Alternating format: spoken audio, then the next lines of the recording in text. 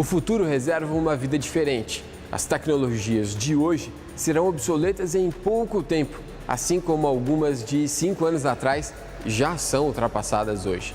Ao mesmo tempo, uma volta ao passado é proposta por necessidades como a de uma vida mais saudável e sustentável.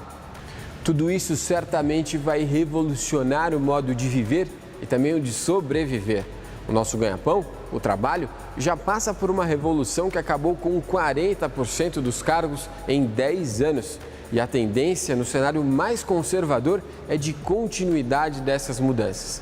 Mas não se surpreenda se o ritmo for ainda mais intenso. E para os brasileiros, o trabalho no futuro ainda reserva outras mudanças. Com reforma trabalhista sendo discutida pelos representantes, as relações entre empregados e empregadores também podem ser alteradas bruscamente. Por isso, está na hora de você se preparar para essa revolução.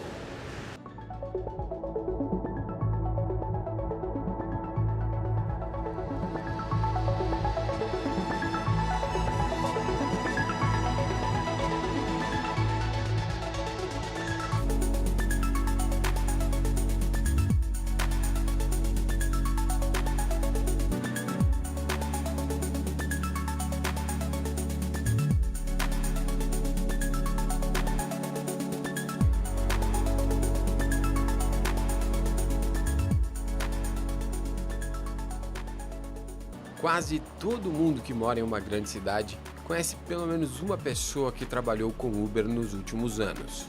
A empresa tem atualmente 50 mil motoristas parceiros em todo o Brasil. Com a empresa, uma profissão antiga, a de motorista, ganhou um novo espaço. Saiu dos alvarás de táxis, empresas e serviços particulares para ficar ao alcance de qualquer um com um smartphone. O motorista passou a poder oferecer o serviço através do aplicativo, ganhando uma infinidade de clientes e modernizando o segmento por completo. Renato é um desses casos. Depois de trabalhar como taxista e manobrista, ele agora oferece serviços através de 3 plataformas diferentes. É uma forma de aumentar o rendimento em um mercado cada vez mais competitivo. Eu acabei deixando de trabalhar com táxi pelo problema da demanda de serviço que, com o tempo, ela começou a cair muito devido à entrada do aplicativo Uber no mercado, né? A demanda de táxi começou a baixar e eu trabalhava com alvará alocado, eu tinha um custo muito alto para poder manter esse táxi. Então eu acabei deixando o táxi e acabei alternando por esses serviços de aplicativos particulares pela questão de ter um custo menor, certo? Embora os ganhos sejam menores que os do táxi, eu acredito que a demanda hoje ela faz com que compense tá migrando do táxi para esses serviços de aplicativo. A empresa deu origem a um verbete, uberização, que se refere ao encurtamento da distância entre serviços e clientes dentro da economia colaborativa, que ganhou espaço em tempo de crise, mais precisamente a que afetou o mundo em 2008. Isso mostra que basta um contexto social propício e uma nova tecnologia para uma mudança brusca, significativa. No Brasil não foi diferente. O contexto social era, como ainda é, de aumento do desemprego. O país encerrou o ano de 2016 com uma taxa de 12% de desocupação, totalizando mais de 12 milhões de pessoas querendo trabalhar, mas sem espaço no mercado. Mas essas não eram todas as pessoas insatisfeitas com a situação. Em uma média de todo o ano, 20,9% dos brasileiros ficaram na chamada força de trabalho subutilizada. São trabalhadores afetados não apenas pelo desemprego, mas por outros fatores, como, por exemplo, não conseguirem trabalhar tantas horas quanto gostariam dentro do limite de 40 horas semanais, e assim recebendo menos dinheiro também.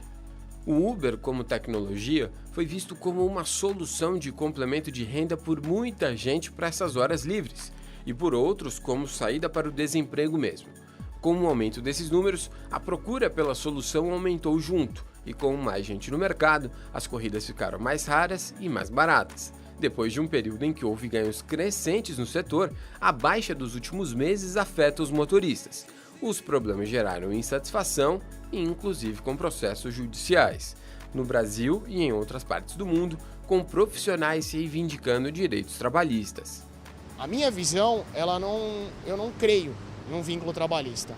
Porque é uma parceria, né? É uma espécie de que eles me prestam um serviço e eu presto um serviço para eles, certo?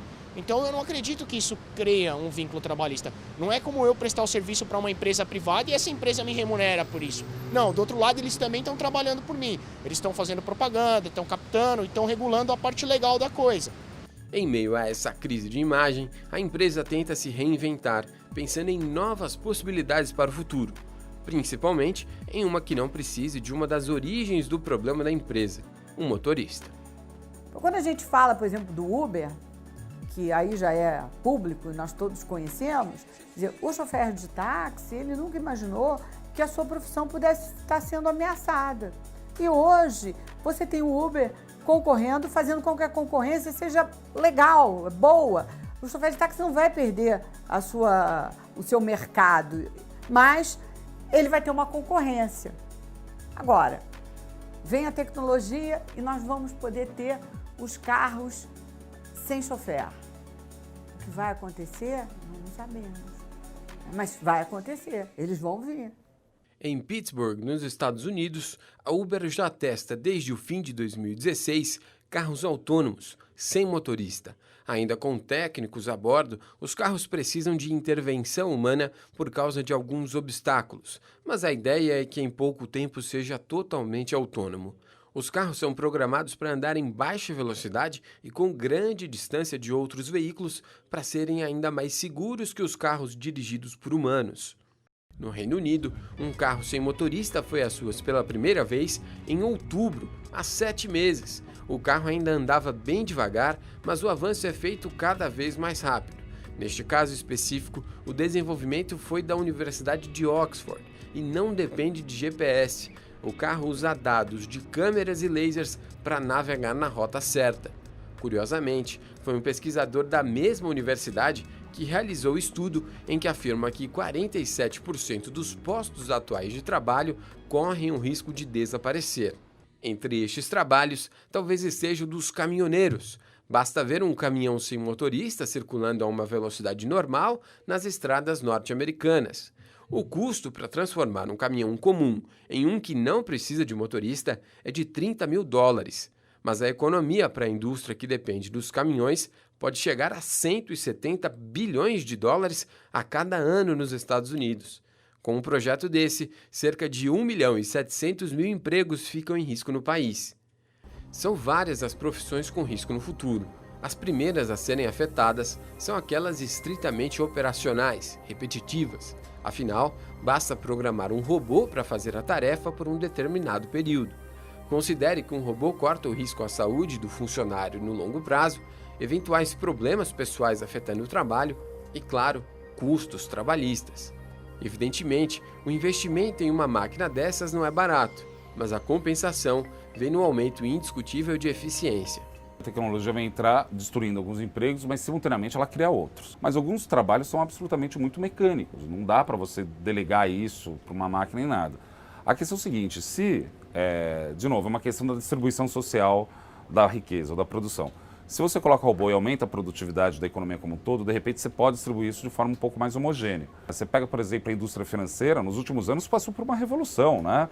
Isso vai acontecendo de tempos em tempos, é normal que aconteça. O que está buscando é uma melhor produtividade da economia, que a vida humana do brasileiro consiga criar mais coisas para ele mesmo. Então, nesse sentido, que a gente tem que ficar atento com a tecnologia, mas sugiro muito que as pessoas se engajem e pensem como repensar sua própria carreira à luz dessas novas tecnologias. E eu tenho certeza que o brasileiro tem vocação para isso. No ano passado, 2 economistas americanos, um do MIT, outro da Universidade de Boston, tinham dito que os humanos estavam ganhando a corrida contra os robôs. Mas isso porque eles tinham ficado no campo conceitual do estudo. Agora, com dados do mundo real, eles mudaram de opinião e identificaram que para cada robô instalado na indústria, até 6 trabalhadores perdem o emprego. Ao mesmo tempo, a média salarial cai 0,75%. Você tem uma combinação de fatores onde realmente a tecnologia ela é a causa principal dessa ruptura. Mas você tem, do outro lado, as empresas, de uma forma geral, sendo pressionadas por causa de custos, de produtividade, né? de racionalizar cada vez mais os seus processos para poder, ao final de tudo, entregar algo mais barato. Então, quando eu tenho essa junção de pressão por preço, por custo, e tenho a tecnologia disponível, é isso que vai acontecendo, não vai ter saída. Qualquer um que esteja nesse mercado, vai ter que estar constantemente olhando para si, para o seu entorno e ver o que ele precisa aprender novo para poder realmente não ficar fora do mercado tão rapidamente. Olhar as tendências, né? Se atualizar. Não pode, vai ser uma época em que você não vai poder ficar parado. Existe uma espécie de percepção geral de que, por exemplo, a pesquisa e o desenvolvimento, a ciência e a tecnologia, o investimento em novas tecnologias produz desemprego. Eu tenho uma compreensão um pouco diferente. Por quê? Por várias razões. A primeira delas é que, se isso fosse verdade, e você tem um progresso acumulativo em termos de tecnologia desde o século XIX, enfim, desde a Revolução Industrial, você tem uma dinâmica, né, onde a tecnologia ela vai se aprimorando, ela vai se acumulando. Hoje a gente viveria numa sociedade onde a maior parte das pessoas é desempregada. Ou seja, esse raciocínio muito linear, ele não convence. A revolução não chega apenas a fábricas e carros, mas também a serviços de atendimento. Caso claro e atual dos profissionais que ajudam no processo de check-in de voos. Eles não devem sumir completamente do saguão do aeroporto, mas certamente em poucos anos já não serão mais tão numerosos, até mesmo para atender a demanda dos clientes. Na Gol Linhas Aéreas Inteligentes, há 5 anos, menos de 20% dos check-ins eram feitos por autoatendimento. Hoje, mais de 60% já são feitos sem a ajuda de um funcionário. O CIO da empresa, responsável pela área de tecnologia, Paulo Palaia, conta que os clientes procuram cada vez menos os atendentes e estão deixando de lado também os totens de autoatendimento. O que cresce de forma consistente é o processo feito por aplicativos nos smartphones. Posições de atendimento de check-in, sem dúvida alguma, vai diminuir a quantidade de pessoas, não só também pura e simplesmente que a tecnologia vai substituir. Não, é que a eficiência será aumentada na utilização desses aeroportos e você tem um investimento muito grande para fazer ampliação de aeroportos, dependendo de onde estão localizados. Você tem que promover desapropriações para poder expandir o aeroporto. Então, para você ter mais eficiência daquele mesmo ativo,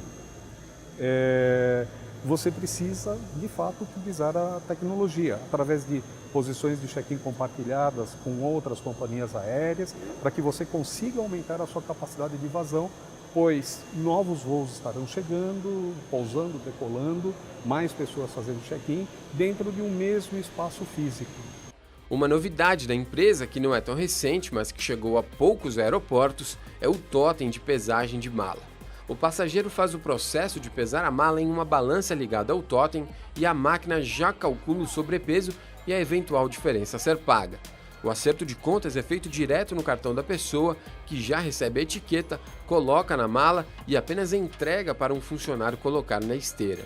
Isso só é feito dessa forma por questões regulatórias, mas a empresa já imagina um sistema de autoatendimento completo, como é realidade em outros países.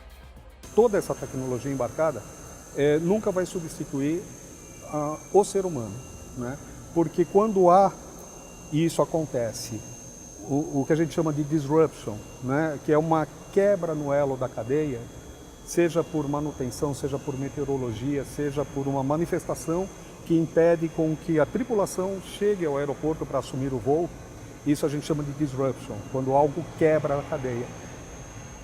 Meteorologia, os aeroportos fecham, isso vai continuar acontecendo. E nessas situações, nada, não tem sistema, não tem tecnologia que substitua ao ser humano para fazer essa gestão do disruption.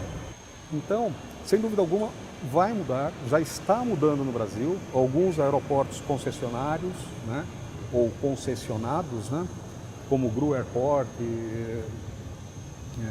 Rio Galeão, Inframérica, já utilizam esse recurso de você maximizar a utilização daquele espaço físico para ter maior eficiência e sempre através do uso da tecnologia, né? Então, eu entendo que, especificamente check-in, ou se mantém como está, com a capacidade de atender muito mais clientes e muito mais voos, ou haverá uma diminuição, né? Eu tendo mais para ver uma diminuição, e estas pessoas não serão jogadas no mercado, essas pessoas serão reaproveitadas em outras atividades dentro da organização. Uma das áreas dentro da empresa onde vagas já estão sendo abertas é a de tecnologia. Em 5 anos, o número de profissionais no setor saltou de 90 para 231. Mas dentro da empresa, a expectativa ainda é de mudanças em outros setores, como no centro de controle operacional, com a implantação de processos de automação que podem dobrar a eficiência.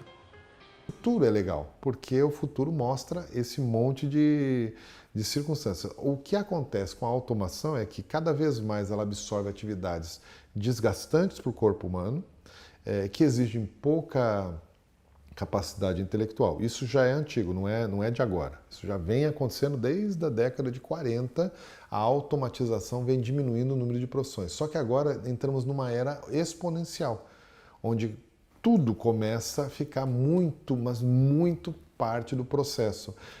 Eu antigamente ia num banco, passava no caixa para pegar dinheiro, passava no balcão para pegar o talão de cheque, passava no gerente para fazer uma aplicação ou tomar um empréstimo.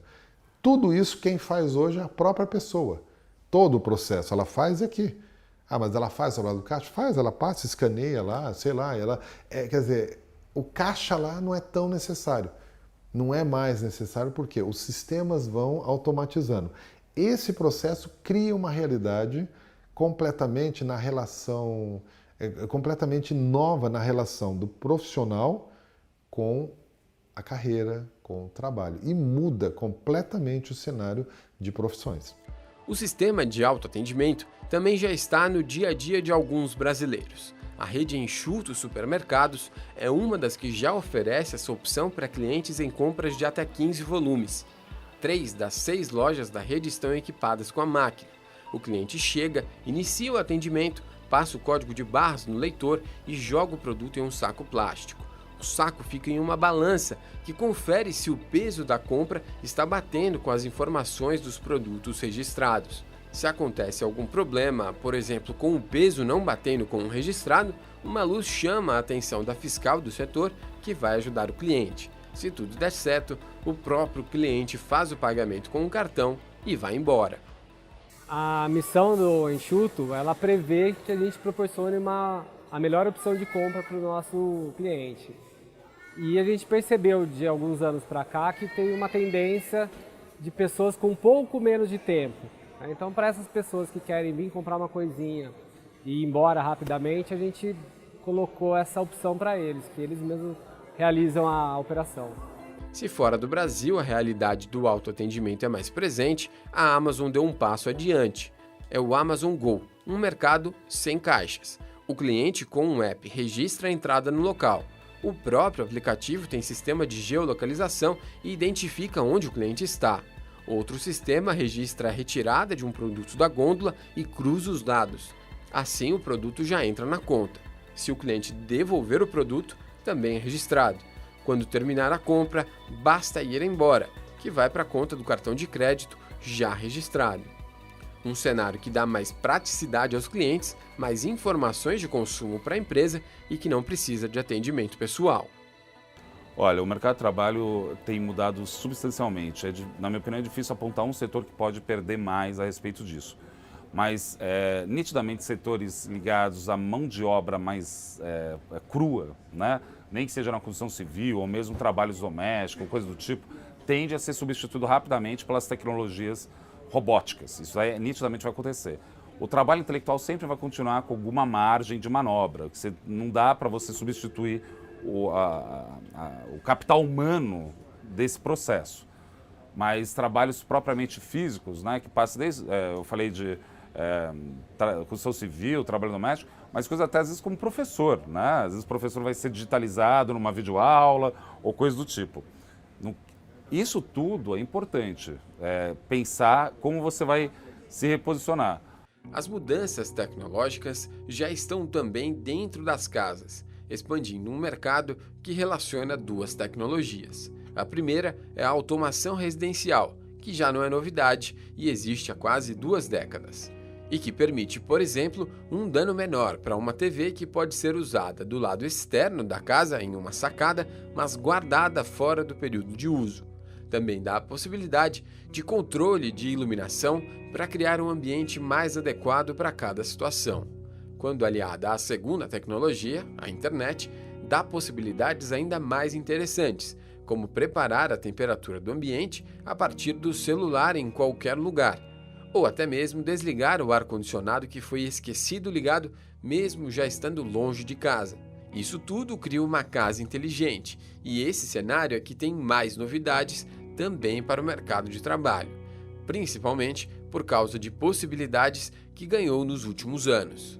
O mercado é muito novo ainda, 17 anos é pouco para uma área com muita tecnologia e principalmente com algumas barreiras de conhecimento, né? Tanto para profissionais quanto para o consumidor, para o morador de uma residência. Então é uma área que precisa ser descoberta ainda. O nosso trabalho nesses 17 anos foi muito de propagação de conhecimento, de divulgação, mas ainda é um momento, e diria que mundialmente, não só no Brasil, né? As pessoas ainda não estão totalmente convictas da tecnologia dentro da sua residência. Para realizar tudo isso, o profissional é o integrador de sistemas, e o mercado está carente. O último estudo da Associação do Setor detectou que eram 300 mil casas no Brasil com algum tipo de automação, e a estimativa é que o mercado potencial é de quase 2 milhões de residências.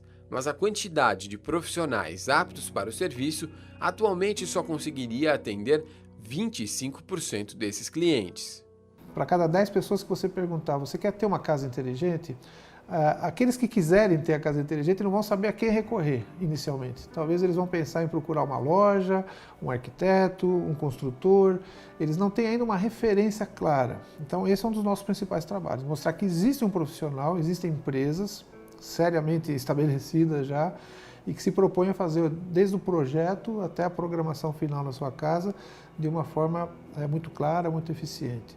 Com menos profissionais, o preço do serviço fica mais alto. Ainda assim, nem em tempo de crise o mercado entrou em recessão. Em pesquisa recente, 75% dos profissionais disseram que em 2016 tiveram o mesmo número de negócios ou até mais do que no ano anterior. Quando mais pessoas atuarem no setor, a tendência é de preços mais competitivos.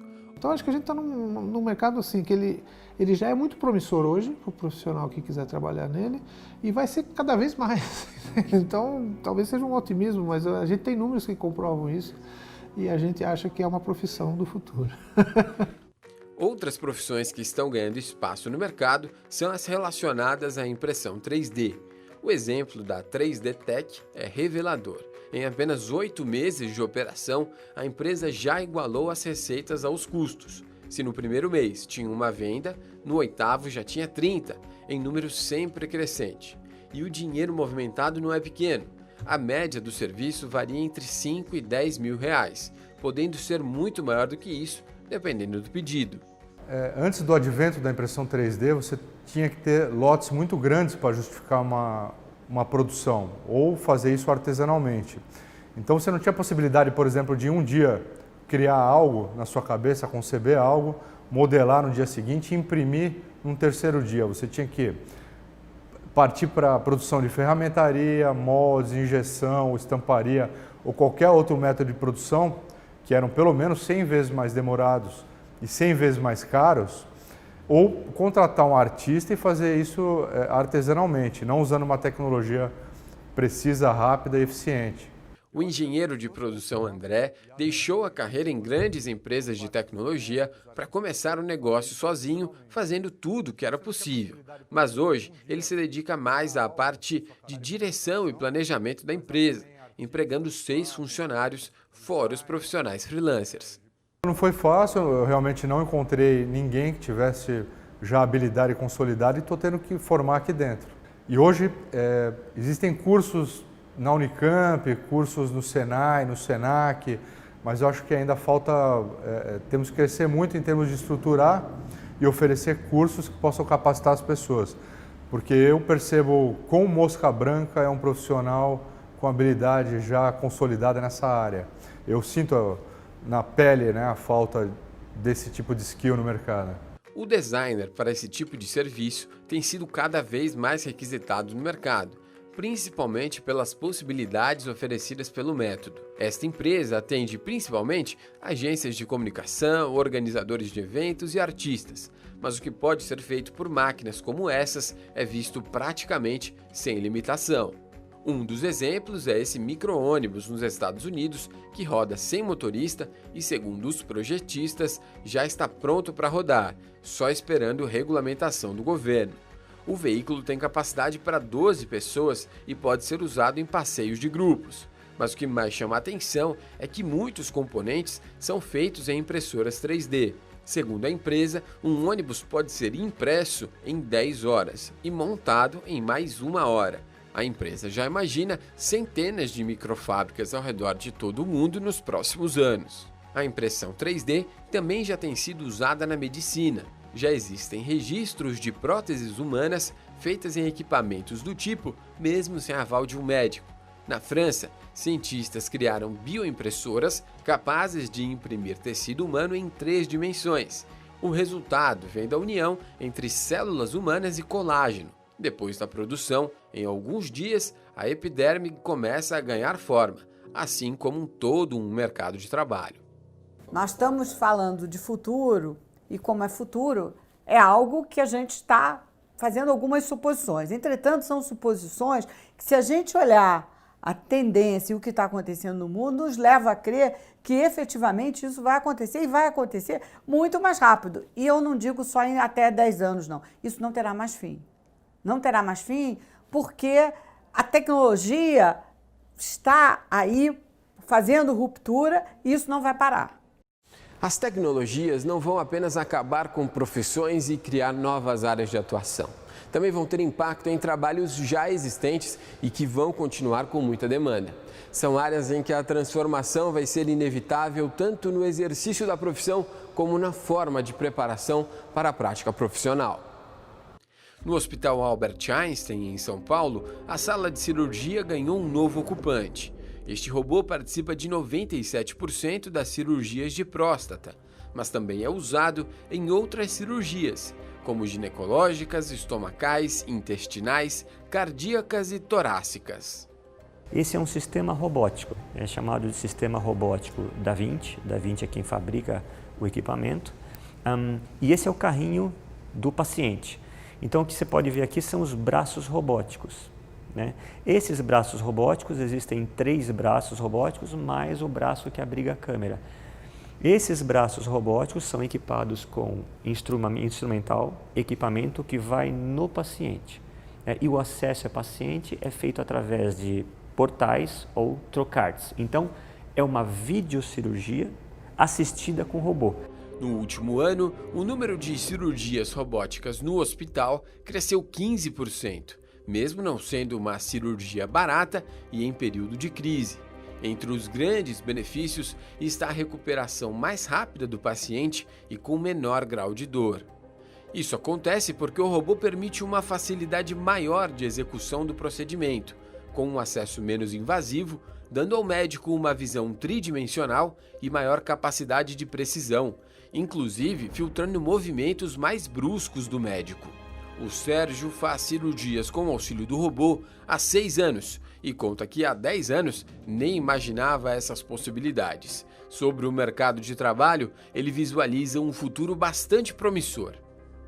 O número de cirurgiões preparados para isso é o ideal? Não. Não. A maioria dos cirurgiões ainda precisa de treinamento. É desejo deles? Total, desejo absoluto de que eles sejam treinados, né? Na mesma rede, mas na faculdade, o coordenador do curso de graduação em medicina ressalta que os alunos que estão em formação vão precisar de uma preparação melhor para lidar com tecnologia no exercício da profissão. Nós já temos algumas tecnologias, tem até um ultrassom portátil, que a gente usa na graduação. Jovens de 18, 19 anos, eles estão tendo acesso a um ultrassom do tamanho de um iPhone, para aprender, para complementar achados do exame físico. Isso era impensável há 20 anos atrás. O ultrassom há 20 anos atrás era do tamanho de um fogão. Hoje você tem um ultrassom do tamanho de um iPhone utilizado em educação, no aluno de medicina, não é um médico já formado. Olha como esse aluno vai fazer, ele já é formado rodeado de tecnologia. Qualquer tecnologia que agregue valor na relação entre o médico e o paciente é muito bem-vinda. A tecnologia que, de alguma maneira, diminuir essa proximidade, um computador pode me ganhar numa partida de xadrez, mas ele nunca vai entender o meu paciente melhor que eu. Pela mesma situação passa a enfermagem. No centro de simulação, a aula é feita com atores ou robôs, imitando situações que podem acontecer no dia a dia para que os alunos desenvolvam na prática a reação a cada situação.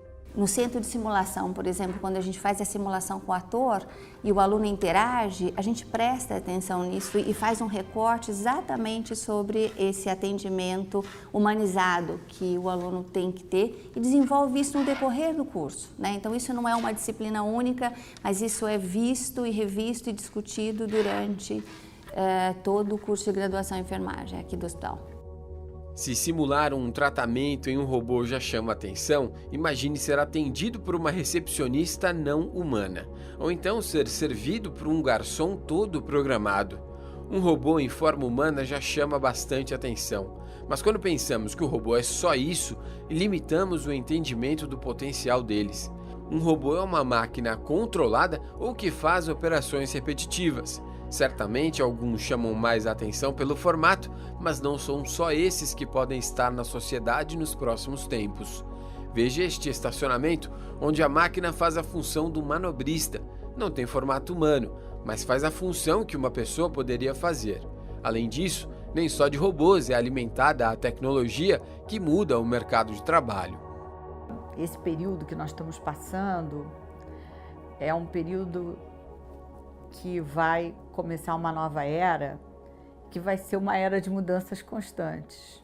Então, quando a gente olhar para trás, a gente vai ver mais uma mudança que a gente teve, né? Diferentemente do que aconteceu na Revolução Industrial, que era um mundo que vinha mais ou menos tranquilo, tal, e que teve aquela mudança radical que afetou muita gente. Agora, a gente já vive nesse cenário vulnerável, incerto, complexo e ambíguo, e que vai continuar. E isso não necessariamente é uma má notícia. A gente pode transformar desse limão uma limonada, bom para todo mundo. Vamos ver se a gente consegue, como sociedade, organizar esse movimento e a disputa pela renda que vai ser gerada. A tecnologia também muda a forma de dar segurança, desde monitoramento à distância através de imagens até o controle de entrada. O grupo HNA de Segurança Privada desenvolveu o SIGA, um sistema de controle de entrada através de reconhecimento facial. Um rosto reconhecido é suficiente para abrir passagem, mas a máquina barra a entrada de um rosto desconhecido. Em um condomínio como esse, onde moram centenas de pessoas, o sistema auxilia o trabalho do porteiro, agilizando na entrada de moradores. Para quem chega de carro, o sistema também é usado, mas na versão móvel, com um segurança levando o aparelho com o aplicativo para fazer a identificação. O diretor-geral da HNA Eletrônica, Diógenes Lima, entende que a tecnologia entra como aliada do funcionário. As pessoas ficam mais tranquilas porque elas sabem que, de alguma forma, não só aquele profissional que está ali à disposição, que está mais próximo, mas que outras pessoas estão monitorando aquele ambiente. Isso faz com que ela fique mais tranquila nos momentos de dificuldade ou nos momentos de apreensão. E também é verdade que os marginais eles acabam também ficando mais atentos a essa questão e muitas vezes eles procuram lugares onde não existe essa tecnologia para fazer as suas ações, né? Mesmo que não seja realidade na Hana, a tecnologia dá a possibilidade da prestação de um serviço sem a presença humana, ou pelo menos com um quadro menor do que o atual nas ruas. O monitoramento por câmera já existe há décadas no setor público, mas sempre precisa de evolução e melhoramento. Em São José dos Campos, no interior de São Paulo, o sistema existe há 15 anos, mas o Centro de Operações Integradas, o COI, uniu em um local o monitoramento das quase 500 câmeras da cidade para servir diferentes áreas da gestão municipal, principalmente a segurança pública e a mobilidade urbana.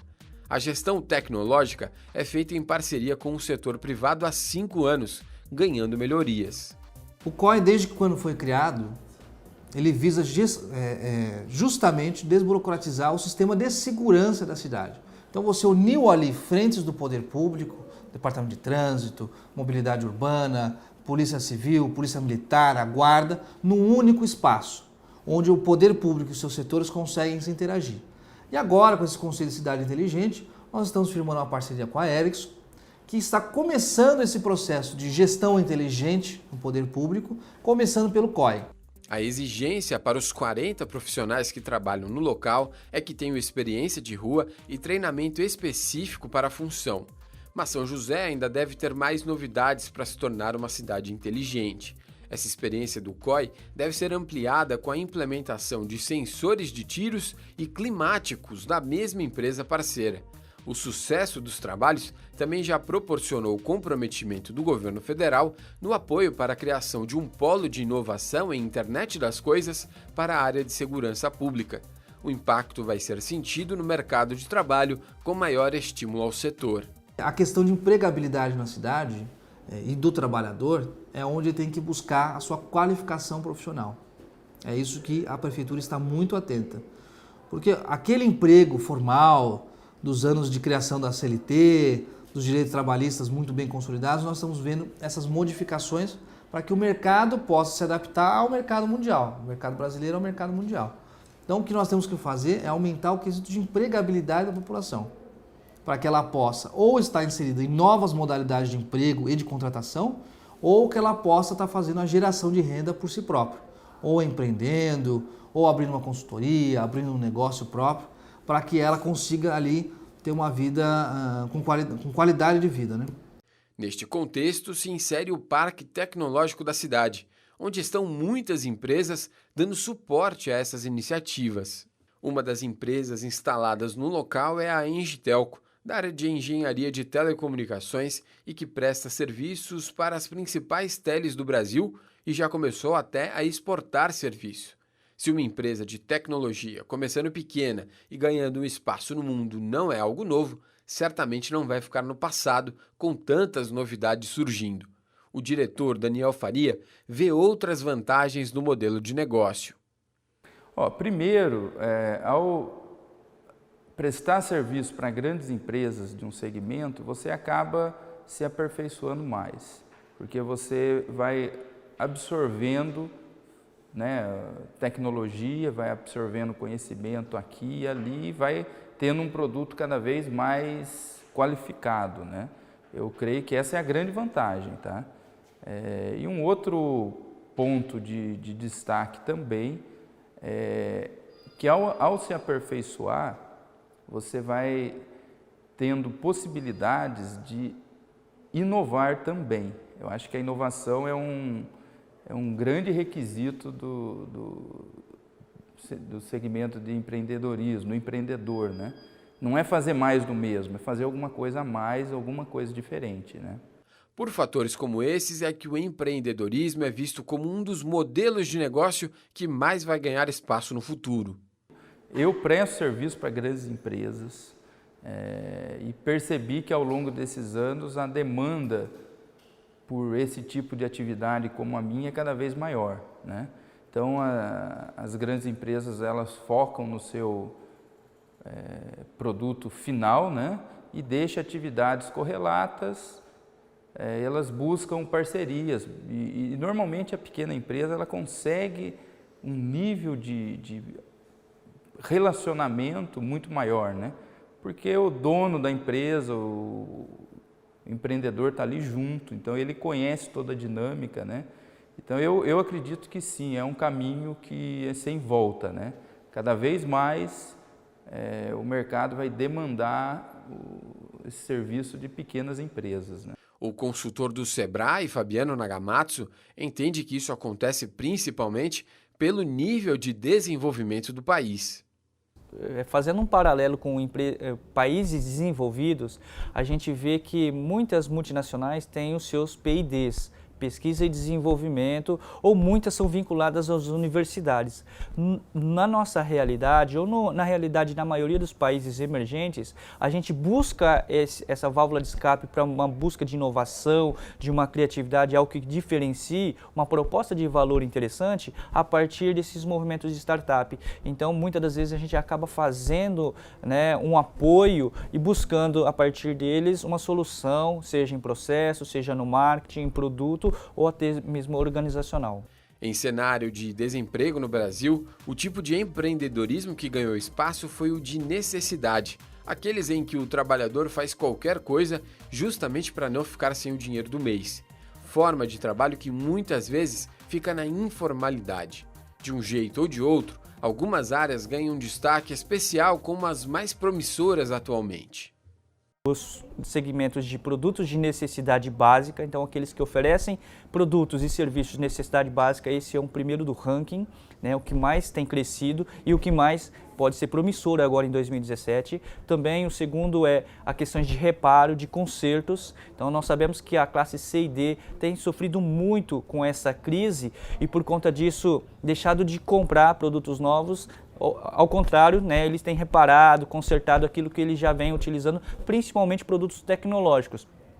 E o terceiro segmento seria o segmento de serviços especializados, serviços que possam gerar um custo menor para a empresa, um custo operacional e dar um pouquinho mais de eficiência na questão da produtividade. E é justamente sobre o futuro profissional das pessoas mais carentes da população que fica a maior dúvida com as mudanças do futuro. Afinal, com menos acesso a estudo, são pessoas que acabam fazendo justamente os trabalhos que vão ficar mais raros, os operacionais. Esse espaço ele vai diminuir e aí vem a responsabilidade da nossa sociedade. E aí eu digo sociedade, os governos, os empresários, todo mundo que está no meio corporativo que possa ter decisão, ou seja, de cada cidadão. Porque esse vai ser um problema, assim como foi quando houve a Revolução Industrial. O grande problema hoje é que, como você não tem investimento tecnológico no Brasil, os empregos que são oferecidos são empregos no setor de serviços, que praticamente não incorpora tecnologia, ou incorpora muito pouco tecnologia, quer dizer. Se você pensar que nos últimos, de 2003 a 2013, para pegar 10 anos, né, que teve crescimento econômico, né, você teve a criação de 2,1 milhões de empregos todos os anos, né, nesse período. Empregos formais, né, trabalho formal, é bastante emprego. Desses 2,1 milhões, 94% paga até 1,5 salário mínimo. Então não são empregos que você pode dizer altamente qualificados, né? A qualificação é bastante baixa, ou seja, não se exige propriamente qualificação. Por que isso? Porque você não tem uma dinâmica de investimento tecnológico na estrutura econômica brasileira, você tem uma dinâmica de tecnologia muito defasada, o que significa que a produtividade do trabalho cai, o que significa que você não pode pagar melhores salários, enfim. O brasileiro é uma potência, né? Pega, por exemplo, setores que vão ir muito bem no futuro, como, por exemplo, a parte de tecnologia, que tem a ver desde drone até robô, programação. Hoje em dia o brasileiro consegue fazer isso até de forma autônoma, né? Ele pesquisando sozinho na internet, fuçando as coisas, resolve isso. Se a gente organizar um pouco mais isso, acho que dá para construir muito mais frentes, né? E organizar esse trabalho que já é bastante natural, né? Nesse sentido é muito forte, né, essa capacidade de empreender. Né? Eu acho que o empreendedorismo sempre vai continuar no brasileiro, mas cabe ao Estado brasileiro dar condições para isso, né? Uma legislação adequada para empresas bem pequenas, né? A gente já está avançando um pouco nisso, já avançou bastante, até se pega um Simples, é um avanço fundamental quando você vai fazer o tratamento tributário disso. Mas assim, por exemplo, bancos públicos como o BNDES ter crédito, que seja fundo perdido para uma empresa de garagem. Só que isso só surge se os juros caem. Depois de uma intensa crise econômica, o governo federal tenta implementar medidas de ajuste fiscal que vão afetar diretamente os trabalhadores brasileiros. Começou com a ampliação da terceirização, mas ainda vai se estender, com reformas mais drásticas e de longo prazo.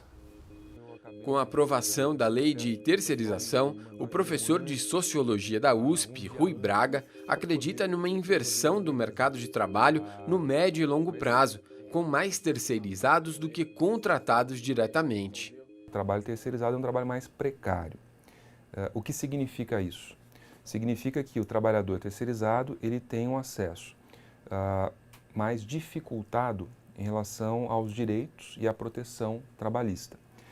Ao mesmo tempo, o trabalho terceirizado ele é um trabalho que tem características de um tipo de trabalho subalterno, tanto mais explorado quanto mais dominado do que aquele trabalhador diretamente contratado. Então, é notório que o trabalho terceirizado, enfim, o trabalhador terceirizado, ele trabalha mais horas ao longo da jornada, ele recebe menos, ele trabalha em média 4, 5 horas a mais por semana, ele recebe em média 27% a menos, ele se submete, vamos dizer assim, a condições de trabalho mais estressantes, mais duras e, consequentemente, ele adoece com mais frequência, ele é submetido a taxas de rotatividade, ou seja, de entrada e saída, demissão e admissão muito mais intensas, né, do que o trabalho diretamente contratado. Mas para outro tipo de profissional, em área mais desenvolvida e com mais experiência, a consultora Irene Azevedo vê lados positivos na mudança. Nós começamos a observar uma tendência desta mudança. Até porque, muitas vezes, a empresa não pode contratar uma pessoa por um período, talvez, de 40 horas. Mas ela pode ter essa pessoa por 2 dias na semana. Então, isso a gente já começa a ver que isso já começa a ser uma alternativa, né? Gente muito sênior que está no mercado de trabalho, que às vezes barra, para dizer, mas eu não posso te contratar, isso é muito caro. Nós estamos hoje vivendo ainda uma crise. Estamos saindo, está melhor, mas estamos vivendo uma crise. Ele termina com esse critério, com essa limitação imposta de não poder terceirizar atividades fim, mas está longe de ser realmente uma possibilidade restrita e ampla de terceirizar absolutamente qualquer coisa ou qualquer atividade ou a própria função, como se esta lei permitisse a mera locação de mão de obra, né? A contratação de mão de obra, a contratação de empregados, como se fosse uma mercadoria através de uma empresa interposta. Essa é uma realidade que, a meu ver, não existe nesse projeto atual. Ele termina com esse critério de atividade fim e atividade meio, mas a terceirização ela continua encontrando limites justamente no modelo clássico do vínculo empregatício que está lá intacto na CLT. Isso não se alterou. A expectativa em relação à reforma trabalhista é de maior flexibilidade para diversos pontos, como a jornada de trabalho, o banco de horas, a redução de salário e o parcelamento das férias. Você tem aí a tentativa de fazer com que a jornada ela se torne flexível. Então você pode, por exemplo, aplicar ou, enfim, generalizar o trabalho intermitente. Você pode fazer com que o trabalhador trabalhe algumas horas de manhã e algumas horas à noite, geralmente quando tem pico de demanda. Você pode fazer com que, no setor de serviço é mais comum, isso tenderia a se generalizar. Você pode fazer com que ele trabalhe mais em alguns momentos do ano e menos em outros momentos, recebendo menos e, enfim. Você tem uma forma, basicamente, de estender a jornada de trabalho sem remunerar o trabalhador como uma contrapartida, né? Apesar de ainda não existir uma definição, o que preocupa muita gente é que acordos feitos entre trabalhadores e empresas vão se sobrepor às leis trabalhistas estabelecidas. Os principais aspectos de alteração dessa reforma trabalhista que se propõe diz respeito ao que se convencionou chamar da prevalência do negociado sobre o legislado, ou seja, da possibilidade de termos negociações coletivas exercidas através dos sindicatos, né, no âmbito realmente coletivo, e dessas negociações, do fruto dessas negociações, de alguma forma alterar algum direito que está previsto ali na legislação. Essa é uma grande oportunidade realmente de mudança e de reflexão para saber a forma como estamos tratando as negociações coletivas hoje no Brasil. Até que ponto isso pode acontecer, até que ponto o direito do trabalho, pela sua característica de renunciabilidade, pode ceder eventualmente às negociações coletivas, setorizadas, às soluções específicas para situações específicas, e qual é o núcleo que é imutável, que realmente é irrenunciável dentro do direito do trabalho e que não se pode alterar. Sou muito forte no mundo inteiro sobre a questão da mão de obra e do trabalho. O problema que a gente tem hoje é o seguinte: como todo mundo está competindo com a China tem um salário muito baixo. Então todos os países estão tentando ver formas de você conseguir baratear a mão de obra para você trazer para os seus territórios nacionais, empresas, indústrias, para fazer isso. Isso é uma discussão menos local e mais geopolítica, na minha opinião. Qual é o projeto que a gente quer para o Brasil? A gente quer virar uma China? A gente quer esse tipo de trabalhador? A gente quer esse tipo de serviço? Ou a gente vai pensar em outra coisa? Porque se a gente for competir no mesmo mercado deles, não tem jeito. Aí a gente vai ter que realmente precarizar, porque está competindo com um país que é de ordem socialista, enfim, que é um país diferente do nosso. Mas isso tudo parte, de novo, da discussão sobre o que nós queremos sobre o país. Tendo isso claro, aí a gente consegue falar, não, tá bom, queremos ser China? Vamos fazer desse jeito. Não, queremos ser Suécia, Noruega? Tá bom, a gente vai pensar de outro jeito isso. Mas isso está tudo ligado a uma ideia ou de um projeto de país, que é uma discussão que, infelizmente, eu não vejo dentro de Brasília e entre os políticos. A discussão a respeito da reforma trabalhista, a meu ver, ela resta muito prejudicada justamente por conta das posições radicais e extremistas que se adotam em seus termos. De um lado, aqueles que defendem um verdadeiro vale-tudo, né, uma liberdade ampla e restrita de contratar, em detrimento daquilo que o Estado venha a considerar como o mínimo necessário para regulamentar a relação de trabalho, e de outro, aqueles que defendem uma inflexibilidade absoluta também de direitos, no sentido de que todas as regras impostas pelo Estado às relações de trabalho devem ser cumpridas como se fossem soluções únicas para situações únicas de relações de trabalho, o que também, de certa forma, se distancia da realidade. As duas posições extremas, elas realmente são distorcidas e acabam se distanciando de uma realidade necessária, digamos assim, em termos de direito do trabalho. Na fábrica da família Pamalani, o diretor Márcio Lemos admite a dificuldade de empreender no Brasil. Ele considera juros altos e burocracia demais, principalmente na área fiscal. Com um produto alimentício, ele precisa passar por processos diferentes em cada estado para onde manda os produtos. Além disso, considera os encargos trabalhistas pesados para empresas pequenas. Mesmo assim, faz questão de assinar a carteira de todos os funcionários fixos. A nossa forma de trabalhar é um modelo que a gente desenvolveu bem simples, mas que tem dado muito certo, né? Quando alguém vem e demonstra interesse em trabalhar conosco, a gente tem alguma posição, a gente começa como freelancer. Tem aqueles picos de produção, 1 ou 2 vezes por semana que acontecem, a gente chama essa pessoa para trabalhar por dia como freelancer. À medida que a gente sente, essa pessoa trabalha bem, tem uma boa performance e tudo mais, aí a gente, o movimento aumenta, como tem aumentado bastante, então a gente convida essa pessoa para trabalhar, CLT, a gente paga todos os encargos, benefícios, desde de condução, como o almoço. A Pamalani produz leite de amêndoas e de coco, explorando um mercado em alta no momento e ainda muito promissor, o de alimentos saudáveis. Em 2016, período de crise no país para muitos setores, a empresa multiplicou o faturamento em 3,5 vezes. Espera um resultado ainda melhor neste ano. Está em cerca de 200 pontos de venda espalhados em todo o Brasil e prepara uma mudança para uma fábrica maior, onde vai quadruplicar a capacidade de produção e explorar novos produtos derivados do leite. Mas o Márcio conta que não foi nada fácil chegar a este momento. Abriu mão de noites e dos domingos para trabalhar sozinho ou com o filho e amigos no início, em estrutura montada no sítio da família.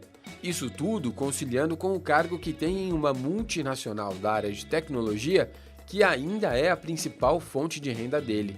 O resultado que ele esperava em 6 meses veio depois de 4 anos. Mesmo com todo esse contexto, ele sabe que valeu a pena porque o investimento é algo que dá prazer a ele. Eu sempre gostei de cozinhar, inventar coisas assim e coisas saudáveis, né? Às vezes você tem no mercado algo que você gosta muito, mas você acaba não consumindo muito porque tem muito açúcar, muita gordura. E eu sempre gostei de pegar essas coisas, ter uma ideia diferente e tentar deixá-las de uma maneira mais saudável produzindo em casa. Muita gente faz isso, né? E aí a gente fez com que isso virasse um negócio. Essa foi a ideia, né? Para fazer aquilo que você gosta, uma coisa muito saudável, que as pessoas também valorizam, precisam. O Márcio já tem muitos anos de experiência no mercado, mas esse aspecto de buscar algo que dê prazer deve ficar cada vez mais forte. Então tem muito jovem que é estimulado, é pressionado a entrar numa empresa, fazer uma carreira, crescer, ficar anos ali na empresa. O jovem olha e fala, não é isso que eu quero. Não é mais isso. Eu quero o equilíbrio de vida, eu quero trabalhar numa empresa que seja descolada, uma empresa que eu consiga perceber os valores dela perto dos meus valores e que eu me alinhe. E tem até o mantra do eu quero trabalhar naquilo que eu amo. Mas mesmo investindo em uma área de interesse e por isso até de conhecimento, o caminho do empreendedor é longo. Então assim, tem que estudar muito o mercado, porque não adianta você saber fazer bem alguma coisa. Essa alguma coisa tem que ser interessante para o mercado, né? Então você precisa identificar uma oportunidade de negócio, uma boa oportunidade, é o primeiro ponto. Segundo, você tem que se preparar com recursos financeiros e também como que você vai produzir isso numa certa escala que te dê um retorno positivo. Então, isso demanda tempo, você tem que buscar equipamentos, às vezes, identificar um local que você possa ter essa atividade, né? Tudo isso tem que ser muito bem pensado, porque tudo isso de alguma maneira vai impactar no seu custo, no custo do seu produto. Você também tem que ter muita persistência. Quando eu comecei, eu lembro que eu gastava toda uma tarde de domingo fazendo uma quantidade muito pequena, ganhava, eu lembro que eu calculava, puxa, essa semana eu vou ganhar R$80. E eu perdi toda a minha tarde de domingo. Mas eu sabia que aquilo era o início. Você não pode pensar que você vai começar a fazer alguma coisa hoje e amanhã você está tendo um super lucro. Não é assim, infelizmente não é assim.